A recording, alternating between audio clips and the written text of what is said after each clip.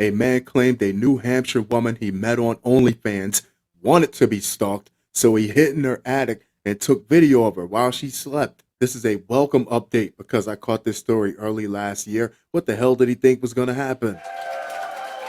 This isn't acceptable behavior. Nobody wants to be stalked, not even people who are wildly rich and famous.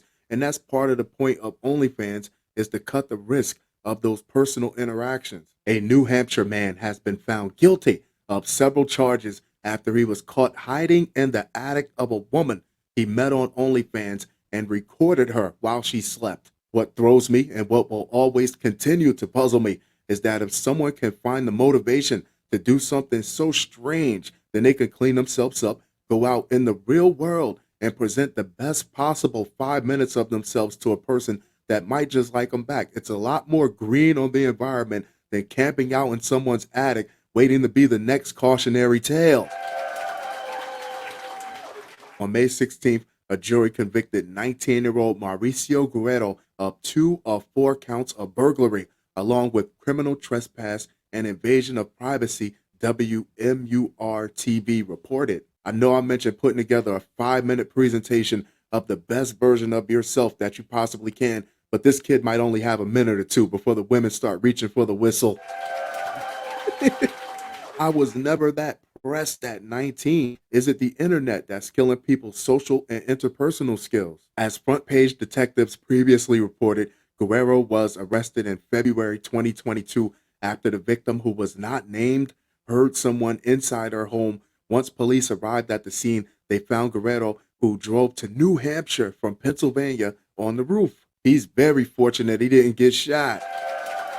Babies and fools, it's roughly 500 miles from Pennsylvania to New Hampshire. This kid migrated all the way to this girl's house and nested in her attic like a pigeon. At the trial, Guerrero testified that he met the woman through OnlyFans in 2021 and he thought they were in a relationship. You should have double-checked, buddy.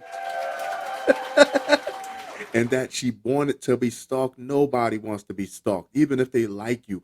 WMUR reported he claimed the woman professed her love to him and she had a fancy of being followed. We all know what goes down on OnlyFans, so my question is, did she tell him this as part of some type of role play, as her being an entertainer, and that's what helps him get the wet naps off the nightstand? Or was there something legitimate to it and he just took it way too far? The victim told the court she was oftentimes drunk during the conversations.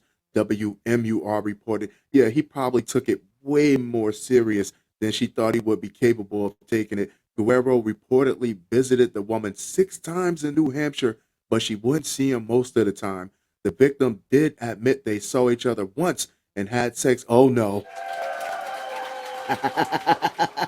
If whatever she did to him had him nesting in the attic like a barn owl, I don't want it.